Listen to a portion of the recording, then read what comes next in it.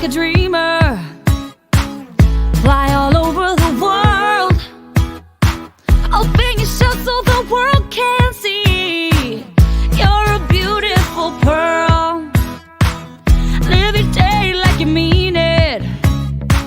And don't forget who you are. You're free to go anywhere. There's no distance too far. And I just can't get enough of your energy. I just can't get enough. You're the spark shining in the dark. Oh, oh, oh, oh, oh, oh, love.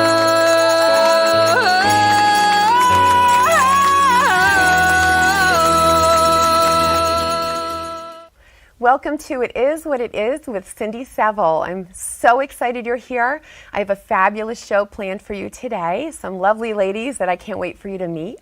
It Is What It Is a show that is meant to basically say it like it is, because it is what it is. So we're going to bring forth topics to educate and entertain, and we're just going to have fun. So first up, what I like to do is something called mitzvah time. A mitzvah is a good deed. And I challenge everybody every day to do one mitzvah every day. Do one special thing every day, one good thing for somebody. So today I'll talk about Leo Buscaglia. Leo Buscaglia wrote a book called Living, Loving, and Learning. And it's a book I was forced to read, which I absolutely am thrilled that I was forced to read it in college. And one of the things that stuck out, he was a hugger like me. I mean, big time hugger. Everybody he met, he hugged. And every time he lectured, he hugged. If there was 1,000 people in that room, he hugged every single one of them. One of the things he told me to do, well, not told me, but I took from the book, is to get in an elevator. And everybody in the elevator is always looking at the numbers. You know, they push their button and they're looking up, and that's it. So you have all these people standing facing the same direction, looking up. He said, get in the elevator and turn around and talk to everybody and say hello, how are you? And I do it every time I get in an elevator. And I have to tell you, it's awesome. Everybody is smiling and laughing because they don't expect it. So try that next time you get in an elevator. Think of me, think of Leo Buscaglia, Living, Loving, and Learning, and just reach out, step beyond your comfort zone every once in a while, and you might make somebody's day. So now we have giveaways every week, every episode, and today, Bosom Me. So Bosom Me, I have tons of products, tons of items that we're going to be raffling off to one lucky winner. And the way you win these raffles, and we'll show them to you later, the way you win these raffles is if you comment, like, and share. The more shares that you make, that you do, the more chances you have to win. And there's some fun gifts, so wait till you see them. Don't go anywhere. We'll be right back after this commercial break, and you will meet the two lovely ladies, Sarah Mink and Sheila Mastroni. I'll see you in just a minute.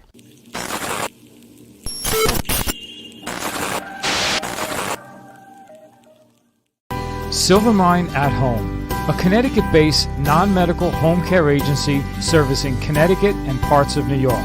Silvermine caters to their clients' needs while offering peace of mind to their families so their loved one can age in place and live their best life possible. Call today to see how they can make a difference in you or your loved one's life. Our family caring for yours. Visit silvermineathome.com or call 203-228-5007.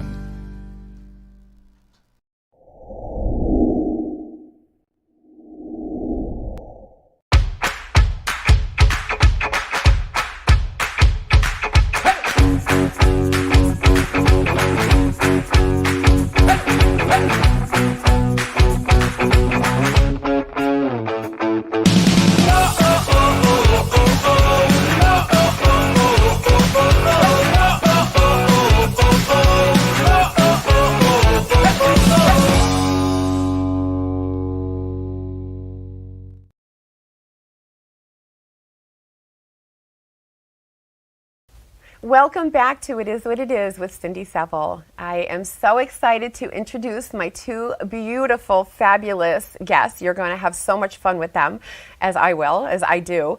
Sheila Mastroni and Sarah Mink. Welcome, Sheila. Welcome, Sarah. I'm so excited you're here. Thanks for having us. Oh, thank you for being here. Now, tell me the name of your nonprofit organization.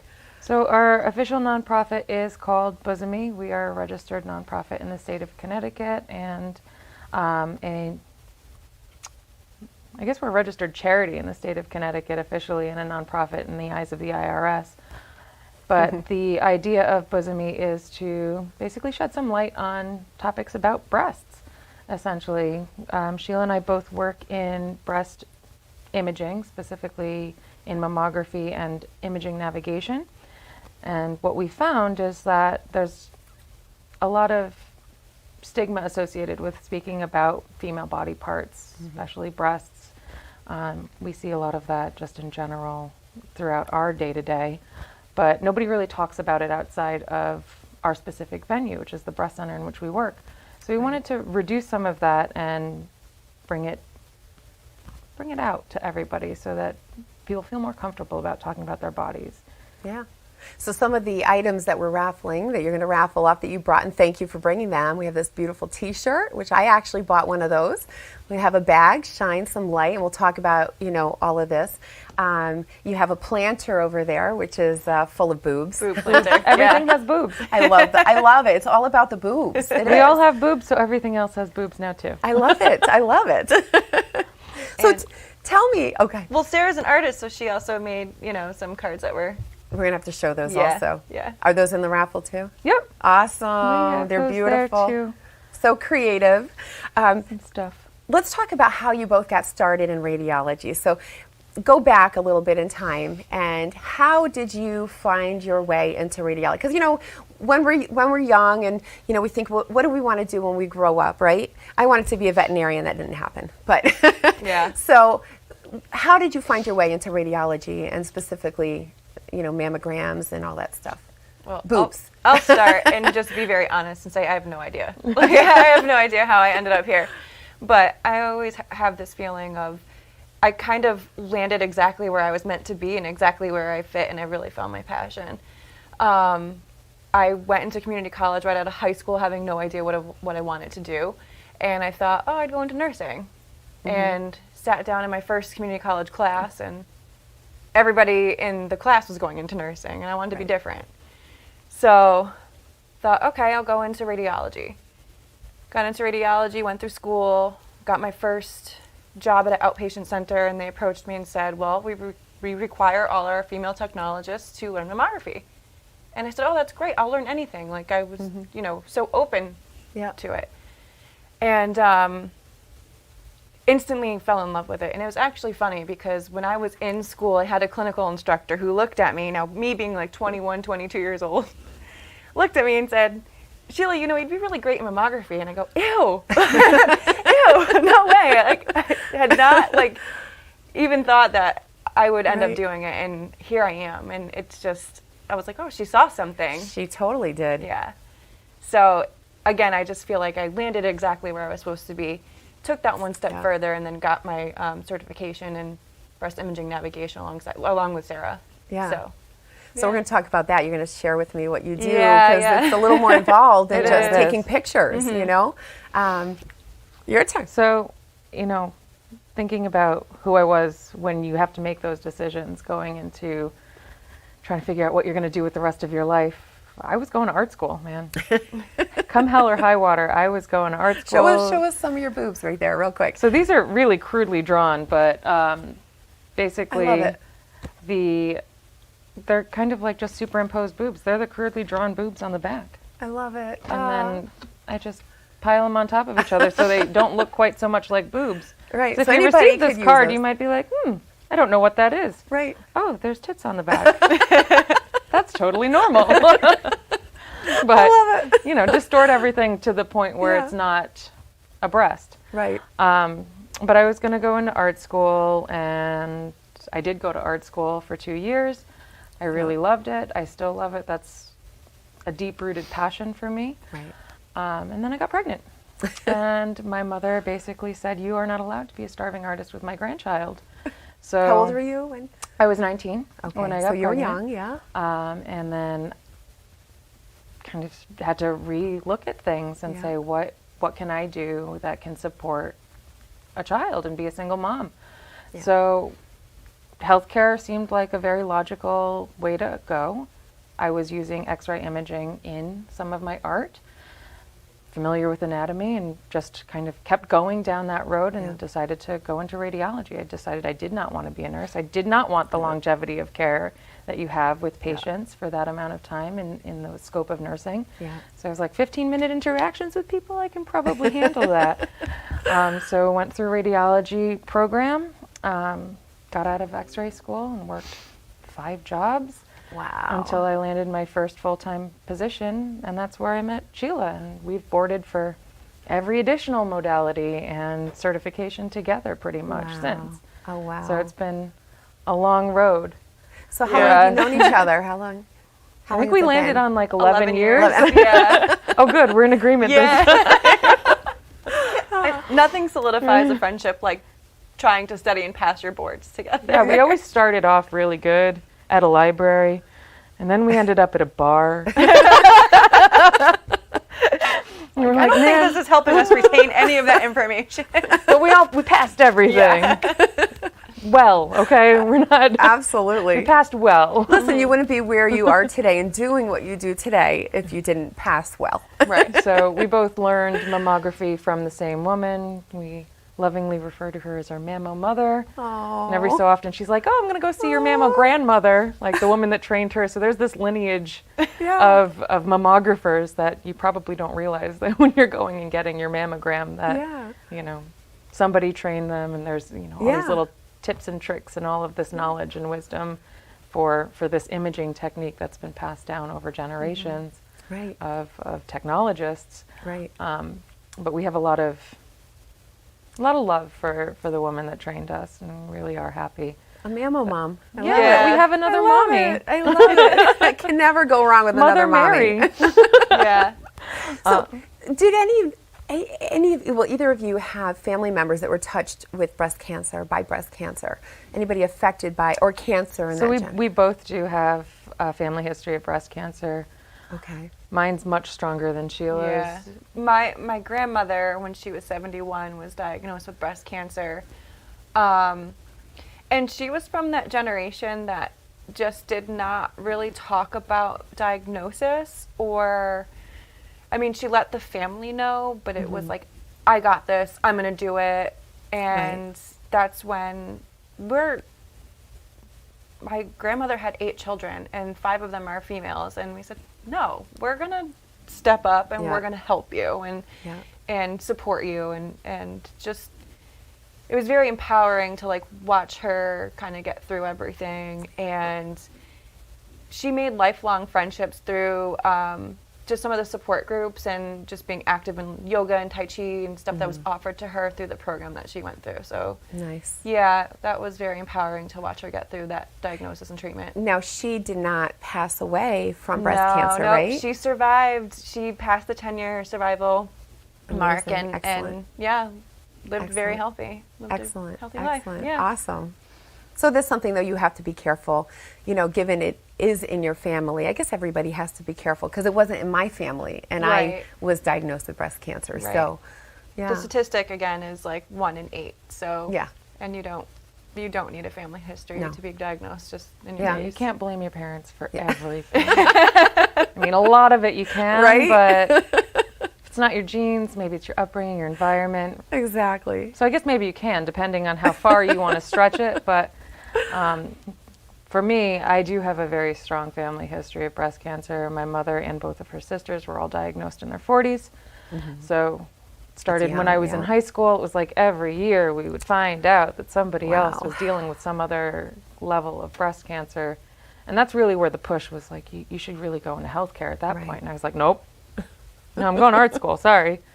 You know, 3 years later, here I'm in finishing up X-ray school or something. I'm like, all right, you win. Right. But again, they're all past that 10-year survival mark. Thank God. And Thank God. they've made a lot of great contacts. They've met a lot of other really fabulous people and women. And I mean, you're in the same group as my mom, so Yes. Am I as old as your mom? no. You are not. Oh, okay. Sorry, Mom. You are not as old as my mom. She's retired now. Come on. Oh, lucky her. Yeah. Well, Lucky. I hope she's enjoying it. I love it. one can in COVID. Right. But yeah, Yeah. everybody's healthy right now. So Thank God. Thank God. So tell me a little bit about, and we're going to talk more about it, after we come back from the break also, but tell me a little bit about breast imaging navigation. okay, you want to take it? So basically what the job is identifying barriers to care and trying to break them down. So again, we noticed a lot of it is education. Right. Or I think education and fear are the two biggest that we are up against. Yeah. There's a lot of fear. I don't know why women do this to each other when it's time to go for a mammogram, when you have a patient walking in for the first time. Oh, it's going to be awful. It's going to be awful, darling. They're going to put your breast in a Do they vice. really They're going to say that? smush it. You're going to be in pain for weeks. No, no. it's not that bad. We do it like... It never bothered me. This one does my mammogram. I'm like, yeah, I can do more. How many pounds of pressure? Go ahead. Crank it down a little more. I can handle it. She's looking over at the machine. How many pounds of compression do you have on me? We can do more. Yeah, it's Oh okay. my God, I could just see that.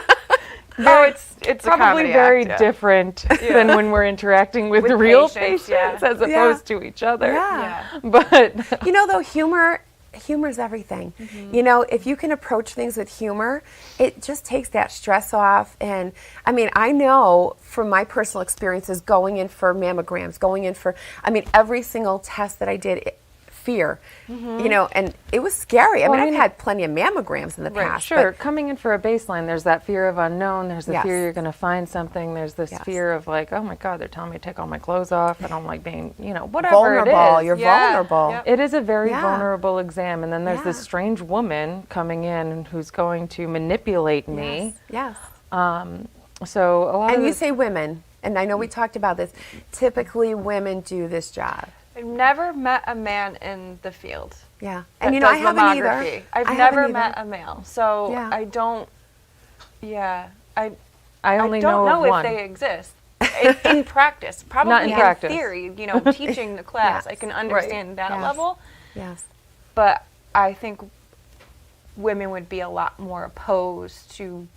There's a certain level of comfort that you just expect. Yes. And Yeah, and we hear even, in my role from women that I just have acquaintance-like relationships with, we hear all sorts of feedback, unsolicited feedback, oh, well, I hate going into facilities where all the women are just, beautiful, like gorgeous. Yeah. Just like, because I'm not that, and then I have to take my clothes off and Yeah. bear everything for Yeah. you to to Yeah. position me and to put me onto this Yeah. somewhat uncomfortable exam. Yeah. Realistically, it's 7 minutes. Really, it's a 7-minute exam, but still, That's that 7 minutes can feel like an eternity if you're Yeah. uncomfortable. that's a real concern. Yeah. Yeah. But so we can bore you with the history of navigation. You probably don't want that. So if you're interested in learning more about navigation, it did start in the 1980s. There was a noticeable discrepancy in patient care for African American women in Harlem dying of breast cancer, and this is really the birth of navigation. So navigators have been used all throughout cancer care at this point in time for care coordination, but it really was born out of a breast cancer need. And it has to do with breaking down barriers. If you can't get a ride, you might not come. If you can't pay for it, you might not come. If you can't get childcare, you're probably not coming. So once we're able to identify those things, we can start to say, this is where we need help. This is where we need additional funding. This is where we need to spend more time. And we're not wealthy people, so obviously we can't just afford to cut the cost for all of our patients that we want to do. We want to do stuff for. We want to help them. We want to break down these barriers. But the one that does keep coming up is just the education. Yeah. Because this is not something that we talk about in a lot of frequency. Think about the sexual education process in the schooling systems when they start talking about predominantly abstinence, but we're not covering secondary reproductive organs and what happens. Maybe there's a little bit in October where they're like, yeah, pink everything, breast cancer. Pink. Yeah. I love pink. Yeah, it's so much more than that, though. If Right. you It don't is. have the It is. But breasts are sexual. I don't care what Yeah. anybody says. They're Yeah, sexual. they're beautiful. They're nurturing. Yes. And yeah, sometimes they have disease. Yeah. But what we wanted to do, we are not breast cancer survivors. We really wanted to Which make I it applaud inclusive. You, but I applaud you for. Usually, it's somebody who's gone through it, and you haven't. You've seen people go through it. You help people, and here you are wanting to do more But to help. if you're aware ahead of time, you're in a better Yeah. position to help yourself, Yeah. right? Yeah, So, absolutely. We hear these stories all the time where, I felt it, but I was scared, or I knew it was going to be bad, so I didn't come. Yeah. But maybe if you start talking about it a little bit more, you tell your sister, you tell your girlfriend, you tell your whoever. Right. Tell me at the store, that's happened. You tell me, oh, you're wearing pink scrub tops. You work at a breast center? Can you touch this? And you're like, oh, all right, this is happening right next to the grapes. Whatever. Listen, it happened to me in Costco. I'll tell you, it happened in Costco. Talking about breast cancer with a woman that worked there, she had just had her nipples done, because she had no nipples, like me, TMI, and she's like, "You want to see?" I'm like, Right. Sure, Show me your nipples. We're in the middle of Costco. She opened her shirt and she let me look at her nipples because she knew what I was going through. And you said, where do I get those? Yeah, yeah, right. like, oh, they look beautiful. How do I get some nipples like I that? want those. I want those. But So, yeah, I mean, if we're not talking about it as Yeah. women, yes. just in general, not even just women, because right now there are men that get breast cancer, Yeah. and that there's even more of a stigma associated with that. Yeah. So just increasing the dialogue about being comfortable in your body, comfortable Right. talking about your body, and being proactive. If we're not talking about it, then who's going to start the conversation? Exactly. And because we're friends outside of work, we just talk about it constantly. boobs all the time. Yeah. Yeah, 24/7. no. We've actually had feedback from other friends that we've gotten close with, saying like, oh, I find myself talking about this a lot more Yeah. than... Now that we've had these conversations, and that was really when we started recording our conversations Right. to put out into the world, because if they're gaining some benefit from listening to us ramble on about boobs, then somebody else You'll might be able also. to help so many other people. Right. Yeah. And you don't even have to talk to us. You can just listen to us ramble on. Right. Well, we're going to ramble some more in just a minute once we take this commercial break. So don't go anywhere. We'll be right back.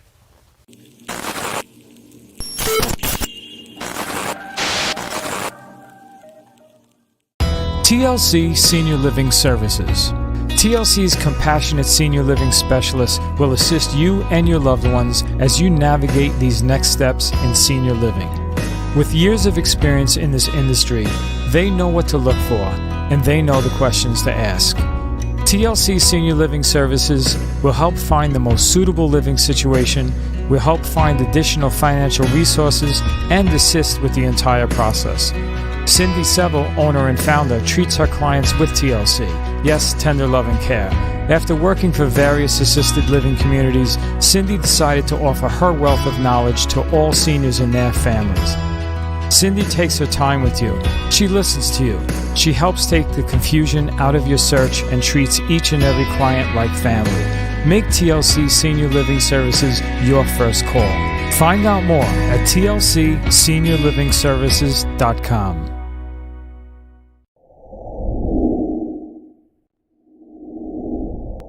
Welcome to Sunday Dinner with Chef Clemente. This is an all-new show about family cooking, Sunday dinner, things we did as a child, bringing back some memories and some tradition. This is how this dish was born. I'm going to show you that in just a couple of minutes. So, the trick with the meatballs too, when you fry them, you don't want to overcrowd the pan too much. To drizzle, not too much of olive oil right on top of that fish. So, a little flour, a little egg, Cella Luna, make somebody, everybody drink some wine. Everybody keep going. Pass them around, everybody eat a little bit, come on. You gotta dance. Oh, my. Watch the window.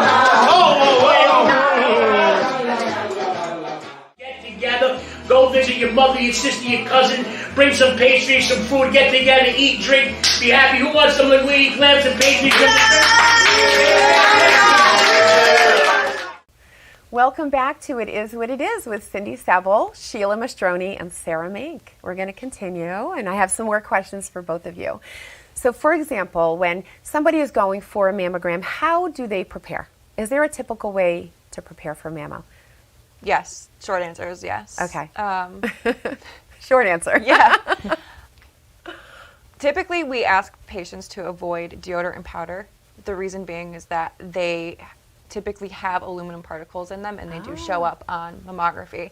See, I never knew why. Yeah, it triggers a radiologist to say, okay, is this some type of artifact? Meaning, is this some type of foreign substance that's on the skin, kind of guiding my eye there, or is this something that's an actual finding?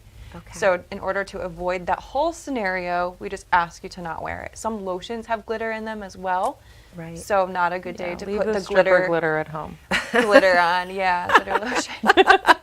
The stripper glitter. Stripper glitter needs to stay home. I love it. For the We day. typically recommend that you wear a two-piece outfit because a lot of the gowns that are provided at different facilities are half gowns.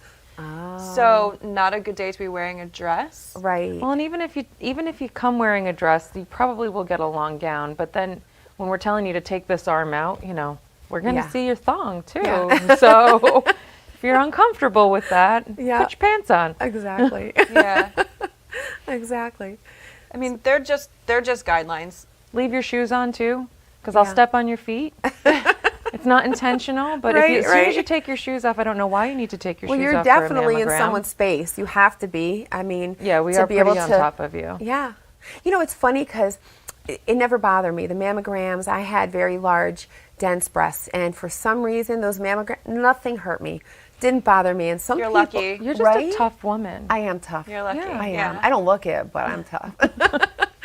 Yeah, it never bothered me, and I know so many of my friends will complain the pain. I'm like, It's timing too. Don't come when you're getting your period. oh, that's true. Because Yeah, if you're on a cycle tender. and you know that you're tender right before, right Yeah, around the good time point. of your period, it's not a good idea to put any Good compression point. on them.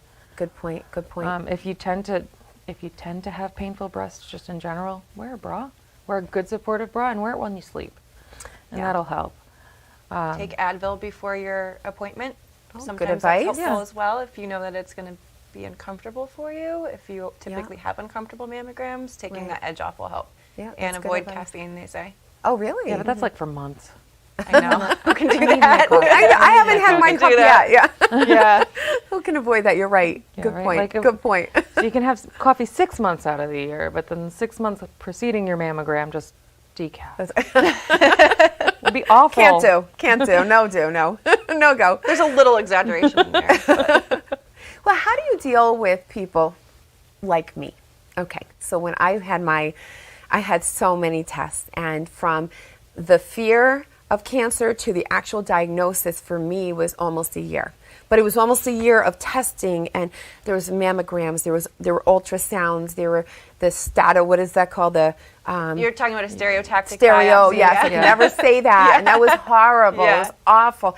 But I mean, and ductograms, and I mean, I could go on and on, biopsies, and so when I went, I was very emotional, and I know that, I cried because I knew something was wrong. Even until they were able to find the diagnosis, like there was enough there that we knew something was going on. So the fear was there, and every time I went, I was teary-eyed. How do you deal with that? So I try really hard not to cry, because as soon as we cry, Oh, you then- make us cry then even you're more. going to be like, oh my God, something's something's really wrong. bad.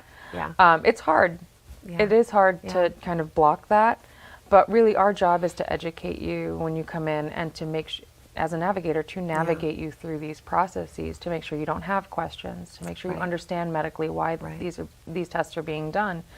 And also to understand that we're doing the tests not because we already know there's something like bad, but because we don't know what it is yet. We're trying to figure out what it is so that you can be treated appropriately, so that we can recommend the best course of treatment for you so that you can get better.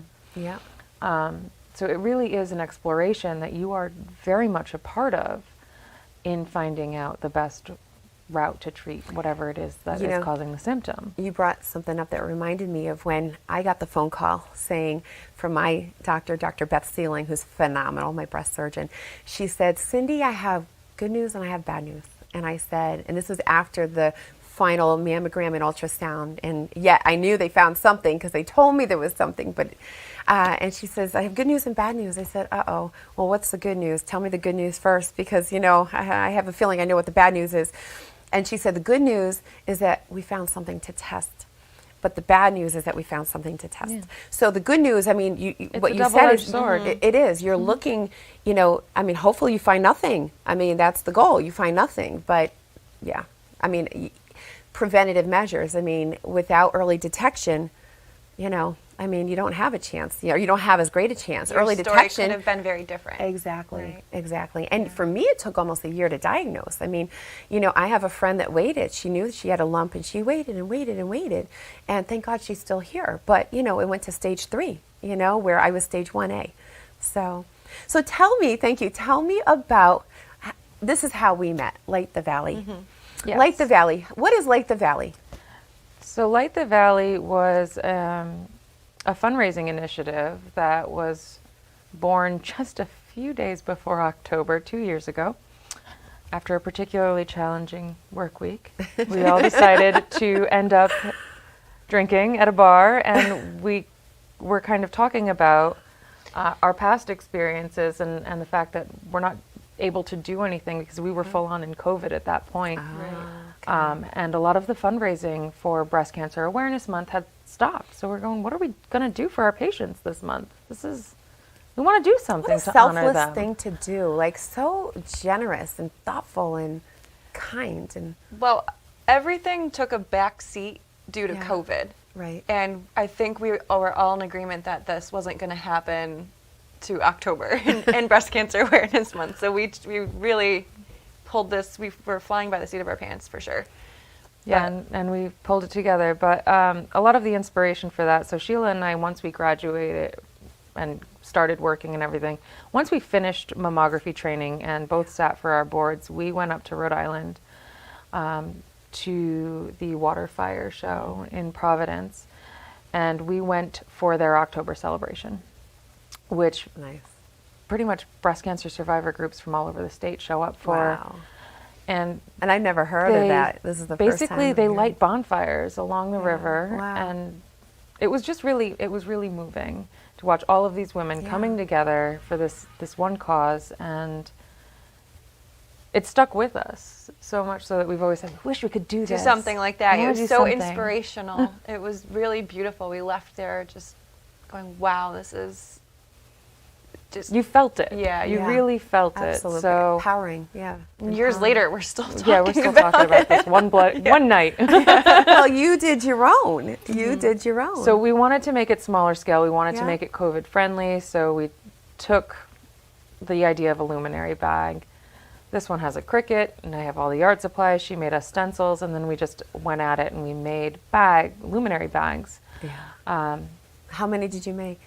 I don't even want to talk about it. countless. Yeah. We had over 1,000, but we did not Wow. move them all. Wow. It was a Easily lot. That's over. a lot of bags to Yeah. make in a short period of time, because you didn't have much time to prepare. No, thank God for Amazon and like 2-day shipping and all of these things. Yeah. Because we really pulled it together, and you know, when October 1st hit, we started. We were ready, yeah.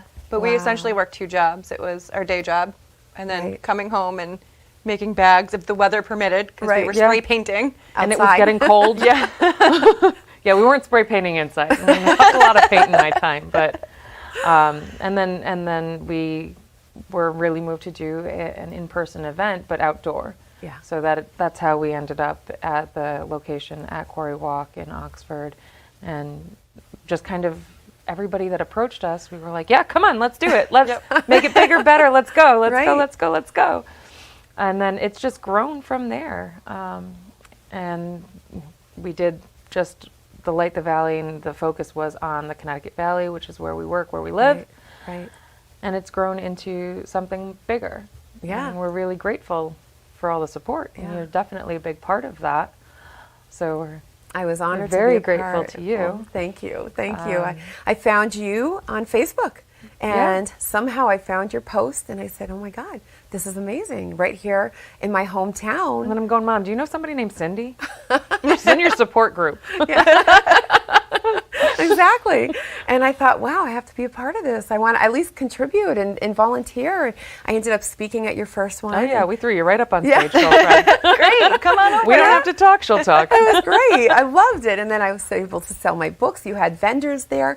You had music, and your husbands and significant Yeah. others were very involved in all this. So you grabbed everybody. Not by and- choice. Yeah. No, By force. Right. Now, you've done this 2 years now, Light the Valley. And I will say that Light the Valley is absolutely beautiful. All the luminaries were in this this walkway with all these gorgeous, rocks cut out. I don't know, they were blasted, I guess. I don't know. Beautiful. And you lit that. It was breathtaking. But I know the last 2 years, I was thrilled to be a part of it. How much money did you raise? And we're going to go to break as soon as we... So over hear the this. 2-year span, we've amassed about probably $7,000 after we've been reimbursing ourselves. Absolutely. And that's amazing. where we are kind of at this point. I mean, we're giving it back to local community endeavors. Yeah. So we're gonna keep moving forward. The Yeah. first year we did Well, not make listen, much. No, But and we this- more than tripled. Yeah, that's incredible. Right. And imagine In what year you're going to two. do this coming year, and I'm going to help you. Yeah. Let's hope. Come on, Cindy, we're gonna triple it again. That's what we're going to do at the very least, at the minimum. Right. All right, we're going to come right back after this commercial, so don't go anywhere and stay tuned. It is what it is. We'll be right back.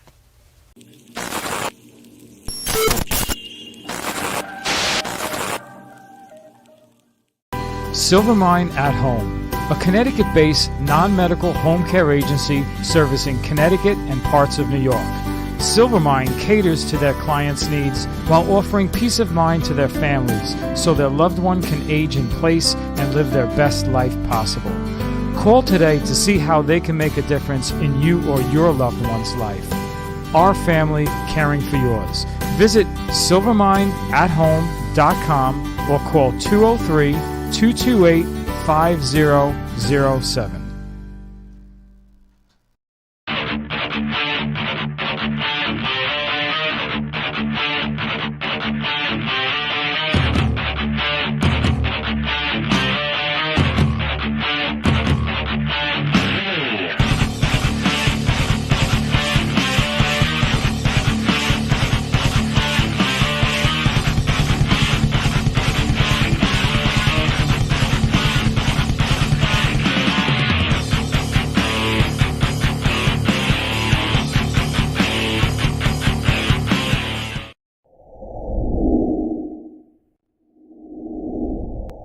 The Suki and Scott Show. This is one of the funnest shows I've ever done. Lady, when you're with me, I'm smiling. It's musical.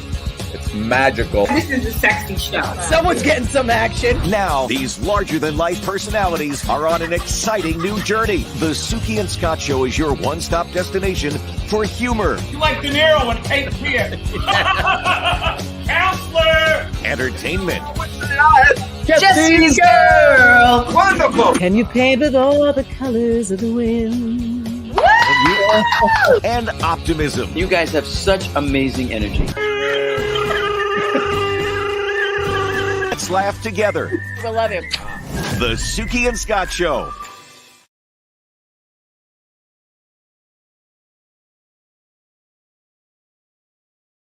Welcome back to It Is What It Is with Cindy Saville. We have Sheila and we have Sarah. So here we're going to continue. I have some more questions about Light the Valley and how that transitioned into Bosomy and how you came up. We're going to talk about how you came up with the name. You want to talk about that first? I know you really want to talk yes, about I do. that first. I do. I just love when you told me how you, because I thought it's interesting. Bosom, I. What does that mean? Bosom E. So, All right, so bosom.com was taken. It's a porn site. Okay. Don't go there. Okay, don't go there. We are bosomy with 2 eyes at the end.com, and that's where you can find all of our information, all of the information about You're what on we're Facebook. doing, yes, we're on Facebook, Yeah. we're on social, but the website's the central hub for the informative stuff. Okay. So anything about screenings, diagnostic workup, procedures, and I'm still writing a lot of the alternative medicine stuff. But basically, we're running with the Light the Valley initiative and saying, what can we do more? Right. So I draw. You know, I told you I went to art school. Yeah. I draw, I doodle, I whatever. And I was like, Sheila, we should write a book. Maybe Cindy will help us write a book. We'll write a book, and it can just all be cartoon boobs. And of course, like, you know, thinking back, of course this was inspiration. So several years ago, probably about 5-6 years ago, I just love this story. my son and I went to Iceland. And in Iceland, in Reykjavik, that's the capital, there is the Icelandic Phallological Museum. Phallological? Phallological. So it's the penis formal. museum, right? So the penis museum has all different Hey, if we're talking about boobs, we can specimens. talk about penises. Yeah, And right. the fact that she toted her son to this. Is, Yeah, I was just going to say, He was 9. He was 9 at the time. It's fine. I love it. He's either He gonna has have a penis anyway, Yeah, so right? he should He better learn. It's an learn. education. Yeah. So they're going to need a lot of therapy or have a Right. great sense of humor. It's one or the other. Exactly. But we went to this place, and Yeah. my souvenir was this book, which is Tippy. And it is just lots of drawings of all sorts of ridiculous-looking penises that nobody should ever have. Like this corkscrew. I love it. What did you do with that? I love Nothing. it. Show him the other one, the hairy one. Oh my gosh, there's so many. The hot dog? The hot dog. Oh, look at that. The wiener. bun? I love it. It's called the hot dog. I love The it. testicles or the bun, though. It's hysterical. So this is a creation by 3 gentlemen whose names I cannot pronounce, and they made the book in 2015, and it's about the human male reproductive organ. Oh my So goodness. the thought was, you know, let's make some crude drawings of boobs. Let's put them together and let's add some educational stuff. This never happened, but what birthed out of this were, you know, these cards. Right. Where I just kind of draw crude breasts and then make art out of them. But Love that it. is how we got the name. So you actually got the name of I think, yeah. a breast you know, right, related. Tippy, bosomy, you know, okay. One's penis in Icelandic. You just Right, throw right. it, you know, That's make it an adjective at the bottom of bosom. I love it. and I call love it. A day. So bosomy is kind of the outgrowth from Light the Valley. Right. And it's an expansion, certainly, from our heart center to the Our rest heart of center. the world. Our heart center She keeps doing that. I wonder if that's on purpose. I know, to right? the rest of you all. That's right. I love it. I love it. So with Bosomy, so you started with Light the Valley, and then you came up with the nonprofit organization Bosomy. So we're still kind of playing with the concept of light, right? So Okay. the tagline is shining light on holistic breast health, but we're thinking about light in a lot of different ways. We're talking about something that people have kind of pushed aside and put in the dark. Yeah. We work in the dark too, but but we're also trying to make light of a lot of it as well. Yeah. So shed light, shine light, however you want to think about love it. that. Make jokes, make light. Either way, Yeah. it helps. I think it helps if we talk about it and we can kind of joke about it a little bit also. Humor. Yeah, Yeah. humor helps. Humor. It sure It's does. good medicine. It sure does. So if you were to give a message to everybody out there, men, women, I mean, given what you do for as a career, given the things that you've seen, and you have some funny stories, which we're not talking about, but I still laugh at those funny stories. They're really funny. What sort of message could you deliver? What would you want people to know, you know? So for me, I think it's really that you're the expert on yourself. You know your body better than any of us do. And if something feels wrong, you gotta look into it a little bit further. And once you have the information, whatever you choose to do with that, that's up to you. Right. But at least be aware that something isn't right. Listen to the wisdom that you have within yourself and then go from there. Good advice. Yeah, agree with what Sarah's saying. You know, don't let fear of the unknown inhibit you from seeking that help or starting that, starting that conversation. I think the one thing I love about this is, again, we're encouraging people, not just women, to talk about it, because although it's not so common in men, it does affect 1%. Breast cancer does affect 1% of men. Sure. But, you know, have that conversation, educate yourself, and be your own advocate. It's important. Exactly. Yeah. And those will be my final thoughts. So, yes, excellent advice, because that's what I was going to give also. But I just want to remind everybody, these are wonderful raffles. Oh, right? yes. So for the got lucky stuff. winner, I love it. And it's a nice, large, so it'll fit most everybody here. We have this beautiful bag. And can you show that mug that you, or I'm sorry, it looks like a So mug it's a to me. It's a planter. planter, but it looks like a mug. It's And a planter, and it's got so many different boobs. I love I didn't it. draw these. Lots These of are not boobs. mine. I love it. So, and the cards, and Yes, you get my some of my doodles. love it. I'll give I those. love it. I'll give a set to you too. Oh, well, So you thank can you. look through all of Yay, I our- love it. I love it. Thank you so much. I gave you some topless photos. I boobs. I get to touch a lot of boobs. Listen, since I had breast cancer, my life is all about boobs. So, so make sure. Thank you so much. Just make sure everybody, you comment, you share, you like, because then you'll have your chance. The more times that you share, the better chances you have of winning. I do want to end. Thank you, ladies, very much Thanks for having being on my us. show. You guys are You know where to amazing. find us. I sure do. You live right near me, so. But I can't wait to help you with your next Light the Valley, Connecticut, and we'll make sure to get that out on our website and on our Awesome. Facebook page, and so we'll help you out there. But thank you for Appreciate making it. the trip and being on the show and all this wonderful education and penises, boobs, and everything. It's been wonderful. All bits. I love it. So thank you. So I'd like to end with my final thoughts. And basically, Sheila and Sarah, they shared my final thoughts. Be your own advocate.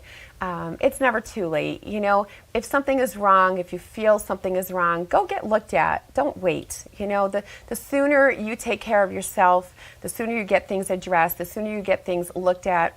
You know, stay on top of your appointments, but the sooner you do things, the better chances you have of surviving. I am the perfect example of that. So, you know, as soon as I had an issue, I went and I got checked, and it took almost a year to get diagnosed, but I was very proactive, and because I was very proactive, I'm here today. I'm missing a few parts, but I'm still here. So, thank you so much for joining us. Remember, comment, like, share this, and I look forward to seeing you next time. Thanks so much. Live your life like a dreamer. Fly all over the world. Open yourself so the world can see. You're a beautiful pearl. Live your day like you mean it. And don't forget who you are. You're free to go